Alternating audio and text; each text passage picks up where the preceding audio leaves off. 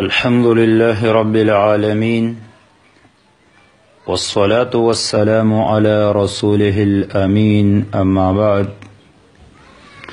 دی ورور محترم دا تپوس کړي چې په جهاز کې او ریلګاډي کې فرض منځ کول دا جایز دی او که جایز نه دی. عزتمن درونو دا یو قانون واوري چې یو فرض منځ وي او بل نفل منځ وي. نفل منځ په سورلۍ باندې کول دا خو بالکل جایز دی، خو صرف دا خبره یاد ساتئ چې کله سړی په سورلۍ باندې نفل منځ کوي، کاغه په اوخه باندې سوري یا په بس او موټر وغیره کې سوري، یعنی داسې سورلۍ باندې چې په هغې باندې رکوع او سجده نه کیږي. نو چې په داسې سورلۍ باندې کله سړی نفل منځ کوي نو په اوله کې استقبال الی القبله یعنی قبلې ته مخ کول دا افضل دی، خو ضروري ور باندې نه دي. حدیث کې راځي عبدالله ابن عمر رضی الله تعالی عنہ فرمایي كان رسول الله صلى الله عليه وسلم يصلي على راحلته في السفر حيثما توجهت به، متفق علیه روایت دی. رسول الله صلی الله علیه وسلم په سفر کې خپل سورلۍ باندې منځ کولو، هر طرف ته چې به د سورلۍ مخو د الله نبی به خپل منځ جاری ساتلو. د غرنګ په مؤطا کې راځي انس ابن مالک رضی الله تعالی عنہ په خپل خر باندې نفل منځ کول او رکوع او سجده به په اشارې سره کوله او مخ به قبلې طرف ته نه و. دا دلیل شو په دې خبره باندې چې په سورلۍ باندې نفل منځ کول دا خو جایز دی.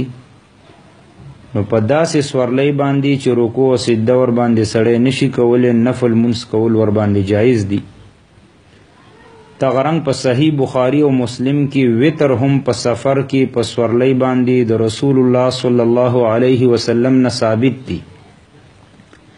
د فقه کتابونو کې لیکلی دي چې په سفر کې وتر شته، خو په سورلۍ باندې به سړی نه کوي. وي په سورلۍ باندې په سفر کې وتر نه کیږي.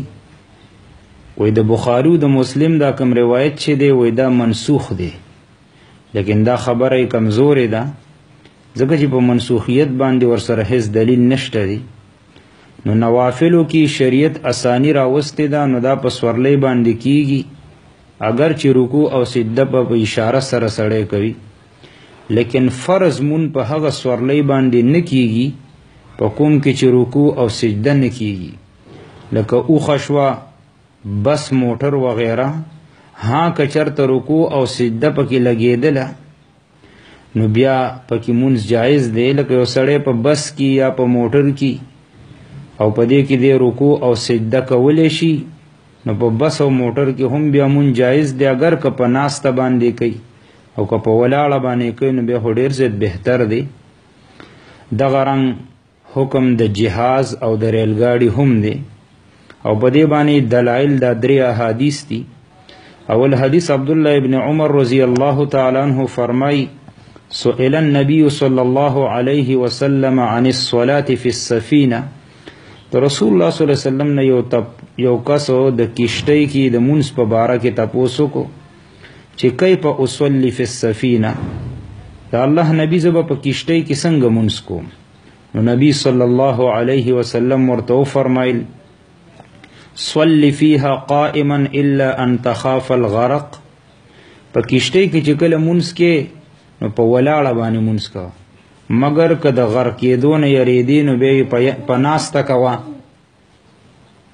دویم حدیث عبدالله ابن ابي عتبه تابعی رحم الله فرمای چې زه د دریو صحابه کرامو سره په سفر وم، چې یو جابر بن عبدالله، دویم ابو سعید الخدری، دریم ابو هریره رضی الله تعالی عنهم.